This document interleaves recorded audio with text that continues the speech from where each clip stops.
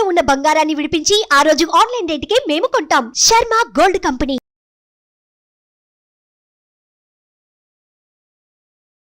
Hi, welcome to our channel. ఈరోజు మనతో పాటు ఉన్నారు భారతీ శంకరపీఠ వ్యవస్థాపకులు శ్రీ అన్నవరపు తిరుపతి మూర్తి అవధాని గారు. నమస్కారం గురువు గారు. ఓం శ్రీ మహాగణాధిపతయే నమః. సార్, ఏప్రిల్ 8వ తేదీన సూర్యగ్రహణం అయితే ఉంది. రాహుగస్త సూర్యగ్రహణం అని అంటున్నారు. నిజంగా అది భారతదేశం మీద ప్రభావం చూపిస్తుందా? మన వాళ్ళు ఎటువంటి నియమాలు పాటించాలి? ఒకవేళ లేకపోతే ఏ దేశం మీద ఈ ప్రభావం చూపిస్తుంది అంటారు? ముఖేష్ గారు, నాకు ఇక్కడ అర్థం కాని విషయం ఏంటంటే, లేని దాని గురించి ఎందుకు ఇంత డిస్కషన్ అని. అంటే లేకపోయినా కూడా మనం ఓకే, అది ఒప్పుకుంటా. నేను ఎక్కడుందనే విషయం చెప్తాను. మన చంద్రగ్రహణం కూడా అంతే. మనకు లేకపోయినా చాలా నియమాలన్నీ కూడా మనం చెప్పవలసిన పరిస్థితులు వచ్చినాయి. ఎందుకు చెబుతున్నాం? మనకు లేనిది మనకు ఎందుకునంట. ఓకే, అసలు అది మనది కాదు, మనకు లేదు. మనది కాంది మనకు లేనిది మనం ఎందుకు పూసుకుంటున్నాం? నాకు అది అర్థం కాని విషయం. చాలా ఇవి చూస్తుంటాం. ఇంకో 2-3 రోజులు వస్తాయి సూర్యగ్రహణానికి ఈ నియమాలు ఆ నియమాలు అని చెప్పి వస్తూ ఉంటాయి. ఎవరిని మనం అభ్యపెడుతున్నాం నాకు అర్థం కావట్లేదు. అంటే సూర్యగ్రహణం ఉన్నదంటే ఉంది, ఓకే, లేదా అంటే లేదు.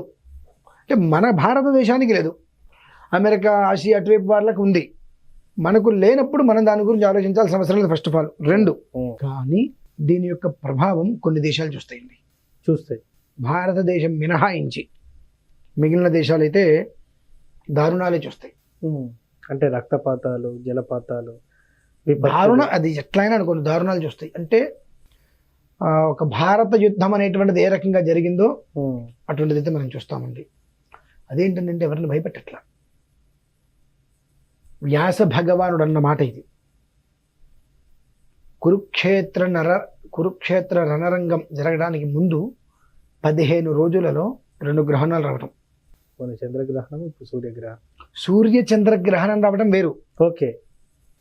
చంద్ర సూర్య గ్రహణం రావడం వేరు, ఓకే. అది కూడా ఈ యుగం అయిపోయింది ఇక్కడికి. అంటే మామూలుగా మీ అందరికి ఉగాది అంటారు. అవును, మేము యుగాది అంటాం దాన్ని. ఎస్.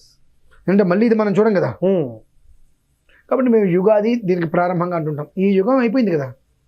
అవును. అంటే ఒకదాన్ని పూర్తిగా కూడా క్లోజ్ చేసేస్తుంది, సంపూర్ణం చేస్తుంది. ఆ సంపూర్ణ స్థితిలో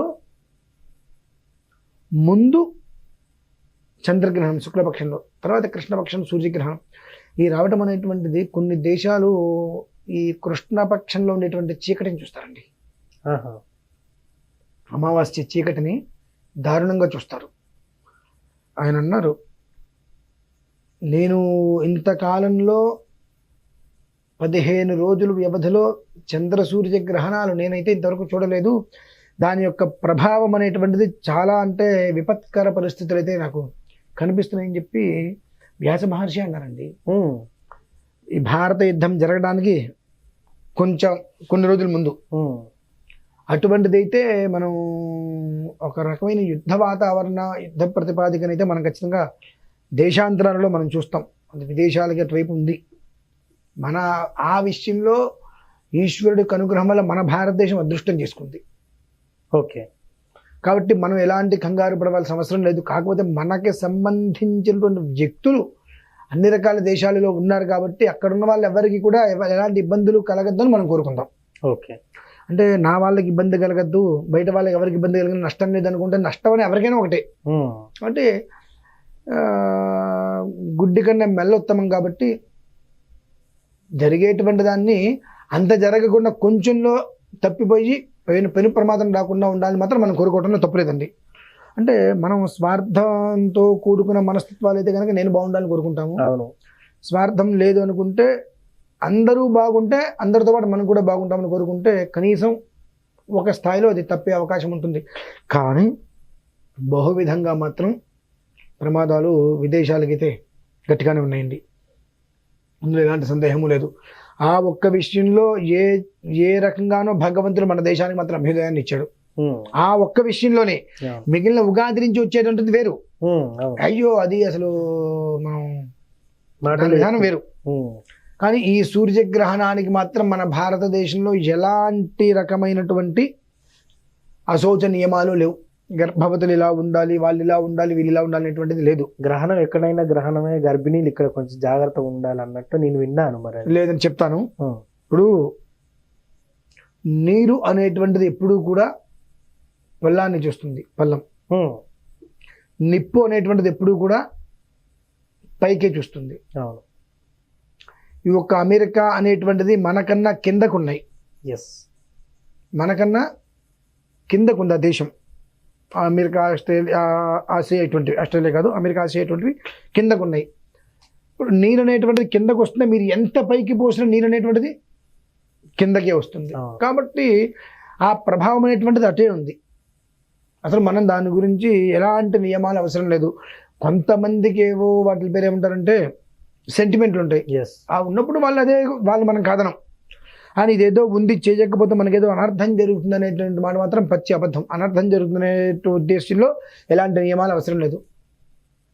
అమెరికా అయినా ఆస్ట్రేలియా అయినా మన వాళ్ళు ఎవరైనా ఏదైనా ఇబ్బంది కలిగిందంటే ఆ వార్త వింటే మనం స్నానం చేస్తున్నాము, లేదంటే ఆనందపడుతున్నాము, ఇక్కడ పార్టీ చేసుకుంటున్నాం. పిల్లాడు పుట్టాడు ఆస్ట్రేలియా అమెరికాలో ఉంటే ఇక్కడ మనం అంటే పార్టీ అటువంటి ఉద్దేశ్యంలో ఏదైనా మీరు ఆ సెంటిమెంట్ లాంటిది ఉంటే చేసుకోండి, అంతే మినహాయిస్తే. లేకపోతే దీనివల్ల ఏదో అనర్థం జరుగుతుంది అనేటువంటి విషయంలో మాత్రం ఎవ్వరు దీని గురించి ఆలోచించవలసిన అవసరం లేదు. ఈ దేశంలో మాత్రం, విదేశాలకు మాత్రం ఆ ఒక ప్రభావం అనేటువంటిది. సార్, ఇప్పుడు కొన్ని రాసులకు కూడా దీనికి బాగాలేదని చెప్పి లింకప్ చేస్తున్నారు గ్రహణానికి. అంటే విదేశాలు ఉన్న వాళ్ళకి ఇది జరుగుతుందని కూడా, దీనిపై మీరేమంటారు? గ్రహణానికి రాశులకు అనేటువంటి దానికంటే ఈ గ్రహణం అనేటువంటిది ఏ నక్షత్రం మీద మనకు వస్తుందో ఆ నక్షత్ర ప్రభావికులు చూడవద్దు అంటారు. ఎందుకంటే ఆ గ్రహణ ఛాయలు దోషాలు ఉంటాయి కాబట్టి చూడకుండా ఆ గ్రహణ సమయంలో ఏ నక్షత్రం అయితే ఉంటుందో ఆ నక్షత్ర ప్రభావం ఉన్నటువంటి వాళ్ళు ఆ గ్రహణ సమయంలో ఇప్పుడు రాహు ఉంది, ఆ మినుములు, ఒక రాగి ప్లేటు, దాని నిండా నెయ్యి, తర్వాత సూర్యుడి యొక్కది ప్రతిమ, తర్వాత రాహు అంటే పాము ఒక ప్రతిమ, అవి వేసి ఆ గ్రహణ సమయం మొత్తం కూడా జపం చేయించుకొని గ్రహణానంతరం గ్రహణానికి సంబంధించిన హోమం ఉంటుంది, అది పూర్తి చేసుకొని దానం ఇమ్మంటారు. ఎందుకంటే ఆ నక్షత్రం వారి మీద ప్రభావం అనేటువంటిది ఉంటుంది అని. అయితే దీన్ని మనం 2 విధానాలుగా తీసుకొచ్చింది. ఖగోళ విధానంగా తీసుకోవచ్చు, తర్వాత యోగ విధానంగా మనం తీసుకోవచ్చు. యోగ విధానంగా మనం ఖగోళ విధానంగా తీసుకున్నప్పుడు ప్రపంచం మొత్తానికి అది ఆపాదిస్తుంది. అయితే ఖగోళంలో కూడా రేఖాంతరాలు ఉన్నాయి కదా మళ్ళీ. కాబట్టి ఏంటంటే దాని యొక్క ప్రభావం అనేటువంటిది అమెరికాలో ఉన్న వాళ్ళకి పడుతుంది, అంటే అమెరికాలో జన్మించిన వాళ్ళకి పడుతుంది. ఓకే, ఇక్కడ నుంచి వెళ్ళిన వాళ్ళకి ఏం కాదు. ఆ ప్రభావం అనేటువంటిది దాని పేరు ఏమంటారంటే దొంగతనం చేసేవాడిని చూసి కనుక దాక్కుంటే వాడికి ఆ భయం ఎలా అయితే ఉంటుందో ఆ ఒక భీతి అనేటువంటిది ఉంటుంది. రాస్తే దాని గురించి ఏదో జరుగుతుంది అనేటువంటిది అపోహపడవలసిన అవసరం లేదు. సో గ్రహణం భారతదేశం మీద ఎటువంటి ప్రభావం చూపదు, మనం ఎలాంటి నియమాలు పాటించిన అవసరం లేదు, శుచి శుభ్రత కూడా అవసరం లేదు అని అంటారు. అంటే ఐ మీన్ శుచి శుభ్రత అంటుముట్టు అవసరం లేదు అని అంటారు. Okay sir, thank you. So చూసారు కదా, గ్రహణ ప్రభావం భారతదేశం మీద లేదు. సో విదేశాల్లో ఉన్న వారికి కూడా ఎటువంటి నియమం లేదు. బట్ ఏంటంటే గ్రహణ సమయంలో పట్టువిడుపు స్నానం తప్పనిసరి అని గురుగారు మాటల్లో తెలుసుకున్నాం. ఇది వాటి కార్యక్రమం. మరో కార్యక్రమం మళ్ళీ కలుద్దాం. Thank you. సుమన్ టీవీలో మీ పర్సనల్ అండ్ బిజినెస్ ప్రమోషన్స్ కోసం కింది నెంబర్కి కాంటాక్ట్ చేయండి.